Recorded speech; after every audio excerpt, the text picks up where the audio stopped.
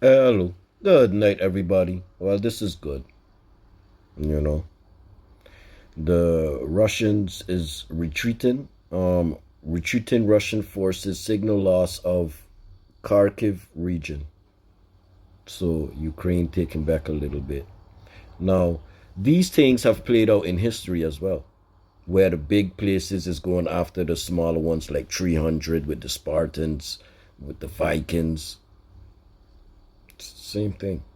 They keep killing off small groups of culture and taking over.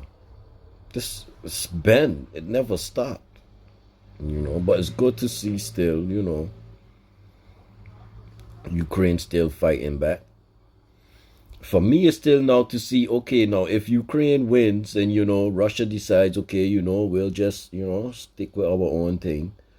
And until they actually deal with Putin, then that's what it is. He'll still be there, still doing his thing, but it's on the people to remove such a man that's just pushing them into war. And with Ukraine, well, after that, the world will now be checking on, okay, how is you dealing with your people? This is what the world needs to be watching next year. Even from now already, actually, because then if anybody has rights even to be going at war. Why? What are they really warring about? Does anybody even really know?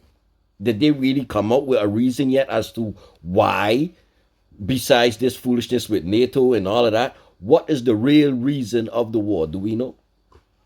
Or are we just trying to pick a side? Trying to see who's right and who's wrong? You know? Because, first of all, that's very important because before you could pick a side, you need to know your reason. If the reason is only resources, that's not reason enough because those resources was never yours. You can't fight me for what's mine. Well, you could, but it's not right. It's mine. Like, you got your shit. Deal with that. And again, this is the whole thing with mediators. Mediators are not supposed to be just picking side and just funding the war. They are supposed to be negotiators, trying to get the peace. Otherwise, you just accomplice.